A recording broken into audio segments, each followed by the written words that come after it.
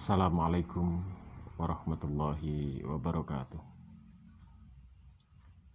Bismillah, alhamdulillah, la haula wala quwata illa billah. Allahumma sholli ala sayyidina Muhammad wa ala ali sayyidina Muhammad. Amma ba'du. Anak-anak sekalian, alhamdulillah di hari ini kita dapat berjumpa kembali melalui media online. Semoga semuanya dalam keadaan sehat walafiat. Anak-anak sekalian, sengaja pada hari ini saya tidak menyampaikan materi dalam bentuk PowerPoint ya. Akan tetapi saya sampaikan dalam bentuk ceramah agar anak-anak bisa memberikan satu kesimpulan terhadap penjelasan-penjelasan yang akan saya sampaikan ya. Untuk itu di hari ini kita akan bahas di bab yang pertama ya, yakni tentang nilai-nilai Pancasila dalam penyelenggaraan negara. Perlu Anda ketahui bahwa anak-anak, di dalam bab yang pertama ini ada 3 sub pokok bahasan ya. Yang pertama adalah nilai-nilai yang terkandung dalam sila Pancasila. Yang kedua adalah penyelenggaraan pemerintahan negara Republik Indonesia. Yang ketiga adalah aktualisasi nilai Pancasila dalam penyelenggaraan pemerintah ya. Ada 3 sub pokok bahasan tadi ya. Nah, tujuannya apa anak-anak? Kita mempelajari ini adalah kita akan bisa mampu menjelaskan arti Pancasila sebagai pandangan hidup bangsa ya. Kita tahu bahwa anak-anak, Pancasila adalah sudah finish. Pancasila itu adalah sudah final ya, sebagai dasar daripada negara bangsa Indonesia. Untuk itu anak-anak nanti pada dasarnya adalah akan bisa menjelaskan bagaimana arti Pancasila sebagai pandangan hidup bangsa. Yang kedua, anak-anak bisa memberikan satu contoh ya, yakni kaitannya dengan pembagian kekuasaan dalam pemerintah Indonesia dengan benar ya. Bahwa kita tahu bahwa di Indonesia sistem pemerintahannya pun ini adalah tidak lepas daripada nilai-nilai Pancasila. Kemudian tujuan yang ketiga adalah dengan mengkaji tentang aktualisasi nilai-nilai Pancasila, peserta didik mampu menunjukkan bentuk sikap gotong royong dalam masyarakat secara tepat.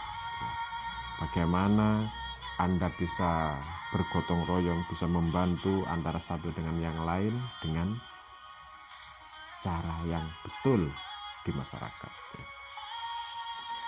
Kemudian yang keempat, tujuannya adalah dengan kegiatan ini anak-anak bisa membuat satu bentuk makalah ya. Bentuk makalah untuk bisa menunjukkan bentuk kegiatan yang mencerminkan tentang nilai Pancasila dengan benar ya. Anak-anak yang saya cintai, kita tahu bahwa nilai-nilai yang terkandung di dalam sila Pancasila itu apa ya. Ini sudah kita hafal anak-anak sejak sampean di playgroup ya. Apa? Ketuhanan yang Maha Esa, kemanusiaan yang adil dan beradab, persatuan Indonesia, kerakyatan yang dipimpin oleh hikmat kebijaksanaan dalam permusyawaratan perwakilan. Yang kelima, keadilan sosial bagi seluruh rakyat Indonesia. Nah, ini tentunya anak-anak adalah sudah hafal semuanya ya. Baiklah anak-anak, kita bahas kaitannya dengan nilai-nilai Pancasila terlebih dahulu dalam pertemuan kali ini ya. Di dalam nilai dasar dalam sila yang pertama, ketuhanan yang Maha Esa, ini apa? Yakni keyakinan bangsa Indonesia terhadap Tuhan yang Maha Esa. Kita sebagai warga Indonesia tentunya adalah wajib untuk mempunyai kepercayaan atau keyakinan terhadap Tuhan Yang Maha Esa. Anak-anak, kita tahu bahwa kita ini adalah menganut agama Islam, di mana Indonesia ini mayoritas ya adalah beragama Islam. Tetapi ada yang tidak beragama Islam sebagai agama-agama minoritas ya, untuk di Indonesia. Akan tetapi kita tetap mempunyai satu tujuan di dalam bangsa Indonesia ini. Yang beragama apa saja, ya tentunya kita harus mempunyai keyakinan-keyakinan tersendiri. Yang tidak diperbolehkan di Indonesia adalah tidak mempunyai Tuhan. Nah, ini yang tidak diperbolehkan. Makanya komunis yang ada di Indonesia yang tidak meyakini adanya Tuhan Yang Maha Esa, makanya tidak boleh hidup di bawah bendera merah putih. Tidak boleh hidup di Indonesia. Kalau mau hidup di Indonesia, maka harus mempunyai kepercayaan atau agama sebagai agama pilihannya dan yakin terhadap Tuhan Yang Maha Esa. Kemudian punya nilai apa saja, ya, yakni taat menjalankan ajaran agama. Ya. Kalau kita sudah meyakini dengan Islam, ajaran-ajaran Islam, ajaran-ajaran agama Islam, ya, maka kita harus taat. Ada apa saja, ada perintah, ada larangan. Nah, inilah yang harus kita taati. Kemudian mengakui dan memberi kebebasan beragama dan beribadah sesuai dengan ajaran agama kepada orang lain. Ingat anak-anak, ya, kita harus tetap hormat menghormati. Kanjeng Nabi pun, ya, walaupun berbeda agama, Kanjeng Nabi tetap memberikan satu bentuk penghormatan kepada orang lain yang beragama lain. Nah, inilah hebatnya kita sebagai umat muslim, tetap juga harus ada undang-undang, harus ada aturan-aturan tentang menghormati orang lain. Bukan berarti dengan perbedaan agama yang bukan agama Islam, bukan kemudian itu adalah sebagai satu-satunya musuh kita, tidak ya. Akan tetapi kita hidup di bangsa Indonesia yang mempunyai dasar Pancasila, kita harus mengikuti aturan-aturan yang ada itu ya. Anak-anak sekalian, selanjutnya mempunyai nilai apa? Yakni tidak memaksakan suatu agama kepada orang lain. Anak-anak perlu diketahui, orang yang sudah mempunyai agama ini tidak boleh kemudian kita paksa-paksakan untuk beragama. Kanjeng Nabi pun memberikan satu bentuk contoh dakwahnya, bukan semata-mata kemudian pedang yang beliau bawa, akan tetapi apa? Dengan kesantunan, dengan sifat gotong royongnya, dengan sifat sosialnya, beliau kemudian diberikan satu penghormatan kepada orang lain, dan kemudian orang lain akan apa? Menilai, oh ternyata agama Islam bagus sekali. Ini cara-cara Kanjeng Nabi. Makanya di Indonesia pun diterapkan tidak memaksakan suatu agama kepada orang lain. Kalau orang lain sudah mempunyai agama, ya biarkan. Nah, bagaimana kita dakwah? Kita dakwah adalah dengan cara yang bagus, dengan cara yang mau'izatul hasanah. Ya, nah ini anak-anak yang saya hormati, ya, apa yang lain, yakni saling menghargai dan menghormati antar umat beragama. Ingat di Indonesia bahwa ada agama Islam, ada agama Kristen Protestan, ada Kristen Katolik, ada Hindu, ada Buddha, ada Konghucu. Ya. Inilah agama-agama yang resmi di dalam pemerintahan bangsa Indonesia. Ini adalah harus kita hormati. yakni apa? Saling hormat menghormati antar umat beragama ya. Kemudian nilai yang kedua ya, nilai dasar yang kedua yakni kemanusiaan yang adil dan beradab, kesadaran berperilaku sesuai nilai-nilai moral dan hati nurani.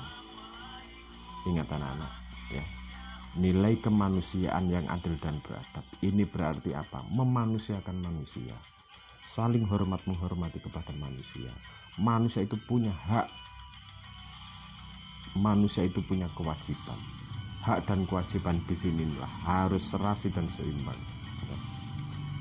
Kemudian yang kedua, apa nilainya? Pengakuan dan penghormatan terhadap hak asasi manusia ya. Makanya tidak boleh sewenang-wenang, tidak boleh kemudian ada orang yang kemudian salah dan kemudian kita hakimi sendiri, kemudian kita pukuli sendiri di tempat ya. Kita ini berada pada negara-negara hukum ya. Mari kita kembalikan kepada hukum-hukum yang berlaku di Indonesia. Kita ini punya bentuk-bentuk satu tingkatan-tingkatan ya. Kalau ada orang salah, kalau ada pencuri, maka kita harus melapor kemana ya. Kita ini berjenjang ya. Makanya di dalam pemerintahan, sistem pemerintahan yang ada di Indonesia ini nanti akan kita jelaskan dalam sistem pemerintahan. Ini adalah bertahap-tahap ya. Kita tahu bahwa di lingkungan masyarakat kita ada RT, ada RW, ada kepala dusun, ada kepala desa, ada kecamatan, ada kabupaten, bupati, ada gubernur, sampai kepada presiden. Inilah ya cara-cara kita dalam menyelesaikan hukum yang berlaku. Nilai-nilai dasar yang sila yang kedua apa? Ya ini mengembangkan sikap saling mencintai atas dasar kemanusiaan. Tadi saya katakan bahwa memanusiakan manusia. Kita ini selama menjadi manusia berarti wajib untuk mendapatkan penghormatan sebagai manusia. Walaupun sampai meninggal pun kita ini harus apa? Selalu dihormati sebagai manusia. Yang ketiga adalah mewujudkan kehidupan yang berkeadilan dan berkeadaban. Nah ini ya, adab ini adalah selalu dan selalu diucapkan oleh Kanjeng Nabi bahwa kita ini harus beradab ya, harus bertata krama yang baik. Selanjutnya adalah memunculkan sikap tenggang rasa dalam hubungan sosial. Ingat anak-anak ya, kita ini adalah sebagai makhluk sosial. Di samping sebagai makhluk individu, kita ini sebagai makhluk sosial. Tentunya kita itu harus hidup baik antar tetangga, antar teman, antar saudara, antar masyarakat, harus baik ya. Ini adalah salah satu bentuk bahwa kita itu mempunyai satu kewajiban untuk hidup bagus dengan yang lain. Nilai dasar yang ketiga apa? Yakni menghormati perbedaan dalam masyarakat. Tentunya di masyarakat itu tidak bisa kemudian samakan dengan pikiran Anda. Tidak boleh Anda itu mempunyai pendapat yang kemudian harus pendapatnya diterima oleh masyarakat. Tidak boleh sewenang-wenang semacam itu ya. Akan tetapi apa? Harus dimusyawarahkan dengan baik untuk mempersatukan dengan tujuan ya, dan juga aturan-aturan yang telah ditentukan. Menjalin kerjasama atau bergotong royong ya. Nah itu tadi ya, makhluk sosial. Kemudian kebulatan tekad mewujudkan persatuan bangsa. Ingat anak-anak, di Indonesia ini adalah perbedaan-perbedaan sangat banyak sekali ya. Majmuk ya, makanya di Indonesia harus diwujudkan persatuan Indonesia, mengutamakan kepentingan bangsa di atas kepentingan pribadi. Ingat anak-anak ya, jangan mengutamakan pribadi, jangan mengutamakan bahwa pendapatnya harus diterima, jangan ya. Tetapi apa? Mari kita bahas ya, kita bahas dengan tata aturan yang telah disepakati. Selanjutnya nilai dasar yang ketiga adalah cinta dan bangga pada bangsa dan kebudayaan Indonesia. Ingat anak-anak ya, Anda harus bangga, cinta terhadap bangsa Indonesia. Hubbul watan minal iman. Ini adalah salah satu bentuk bahwa bahasa yang kita gunakan iman itu termasuk adalah cinta terhadap tanah air ya. Makanya Indonesia ini anak-anak, Indonesia ini adalah Indonesia yang sangat kaya raya, punya berbagai macam kebudayaan, punya berbagai macam sumber kekayaan alam. Nah inilah, kalau kita ini bisa bersatu, maka kita akan selalu bisa menikmati apa kekayaan yang ada di Indonesia. Selanjutnya adalah rela berkorban demi kehormatan bangsa dan negara Indonesia. Artinya bahwa ketika ada hal-hal yang berkaitan dengan perongrongan untuk adanya peperangan, adanya mengusir persatuan, nah ini kita harus rela untuk berkorban ya. Jika ada hal-hal sesuatu yang kita tidak kita inginkan ya, maka kita harus berani untuk rela berkorban dalam kehormatan bangsa dan negara ya. Artinya apa ya? Artinya apa? Negara ini harus kita jaga persatuan dan kesatuan. Dimanapun ada perbedaan, maka kita harus kita satukan. Bukan berarti kita menghilangkan perbedaan ya, akan tetapi menyatukan perbedaan-perbedaan itu dalam satu bentuk tujuan nasional, tujuan bangsa. Itulah anak-anak yang kita inginkan. Selanjutnya sila yang keempat adalah kerakyatan yang dipimpin oleh hikmat kebijaksanaan dalam permusyawaratan perwakilan. Rakyat Indonesia ini ya, rakyat Indonesia adalah pemegang kedaulatan. Ingat, rakyat ini adalah mempunyai satu bentuk kekuasaan ya. Ingat anak-anak ya, ketika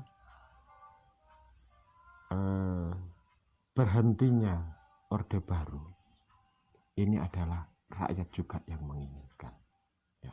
Artinya apa? Rakyat kita itu juga punya satu bentuk kekuasaan. Karena apa?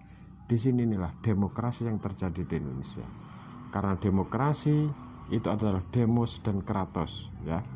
Demos ya artinya rakyat, kratos artinya pemerintahan, bahwa pemerintahan itu adalah dari rakyat, oleh rakyat, dan untuk rakyat. Inilah pemegang satu bentuk kedaulatan. Demokrasi dalam politik, ekonomi, sosial ya. Nah, ini kita terapkan yang ada di Indonesia. Musyawarah untuk mufakat. Ada hal-hal apa saja kita musyawarahkan secara mufakat ya. Makanya adanya peraturan perundang-undangan yang telah dibikin oleh DPR, MPR, ini adalah satu kemufakatan bersama. Karena MPR, DPR itu adalah orang-orang yang kita pilih melalui dasar, melalui masyarakat sebagai perwakilan kita yang duduk di MPR, maka di situ itulah yang akan mewakili kita. Menghormati keputusan bersama, melaksanakan keputusan bersama. Lah inilah yang dinamakan dengan apa? Demokrasi ya. Pada suatu saat nanti akan kita bahas lebih detail kaitannya dengan demokrasi. Selanjutnya anak-anak, yang nilai dasar dalam sila yang kelima ya, keadilan sosial bagi seluruh rakyat Indonesia. Apa nilainya? Nilai keadilan mendapatkan sesuatu yang menjadi haknya ya. Sampean semuanya punya hak untuk mendapatkan satu bentuk keadilan, adil terhadap sesama, keseimbangan antara hak dan kewajiban, kerjasama untuk mendapatkan keadilan, dermawan, hemat, sederhana, dan juga kerja keras, menghargai hasil karya orang lain. Ini adalah salah satu bentuk bagaimana keadilan bisa dirasakan oleh seluruh komponen masyarakat. Nah, di sini inilah anak-anak pentingnya kaitannya dengan mengatur bagaimana berkeadilan sosial bagi seluruh rakyat Indonesia. Dan perlu diketahui anak-anak ya, bahwa dengan rasa nilai keadilan bukan berarti apa semuanya itu rata. Semuanya itu adalah harus mempunyai nilai pembangunan yang sama, bukan. Akan tetapi sasaran pembangunan yang ada di Indonesia dalam rangka pemerataan keadilan ini adalah harus disesuaikan dengan kebutuhan. Bukan berarti semuanya yang kemudian disamaratakan, tidak ya. Akan tetapi mana yang butuh ya, yang dibutuhkan, yang mempunyai nilai penting, nah di sini inilah yang akan kita dahulukan. Nah di situ itu namanya apa? Keadilan, mendapatkan sesuatu yang menjadi haknya ya. Nah itulah anak-anak ya, bahwa kita pada hari ini membahas kaitannya dengan nilai-nilai Pancasila dalam penyelenggaraan negara, nilai-nilai Pancasila yang ada ya, apa di situ itu punya nilai apa dan punya peran apa Pancasila itu sebagai dasar, sebagai pandangan daripada bangsa Indonesia ya. Terima kasih anak-anak, semoga bermanfaat di dalam penjelasan saya di bab yang pertama ini ya. Dan untuk yang terakhir kalinya ya, semoga video ini bisa dipahami dan sampean-sampean bisa memberikan satu penjelasan ya, penjelasan yang kaitannya dengan apa itu nilai-nilai Pancasila ya. Untuk tugas selanjutnya ya anak-anak, membuat bentuk resumen ya terhadap apa yang saya jelaskan dari video ini ya. Bikin ditulis boleh ya, memakai tangan dalam satu kertas, kemudian setelah itu dikirim ya melalui email saya ya, melalui email saya, atau kalau tidak bisa lewat email ya bisa dikirim melalui WA saya ya. Nanti akan saya berikan alamat email saya ya, dan diharapkan bisa mungkin untuk bisa dikirim lewat email ya, biar sampean juga punya pengalaman untuk kirim data melalui email ya. Terima kasih anak-anak, semoga kita tetap dalam perlindungan Allah Subhanahu wa taala. Terima kasih, dan saya akhiri, ihdinas siratal mustaqim. Wassalamualaikum warahmatullahi wabarakatuh.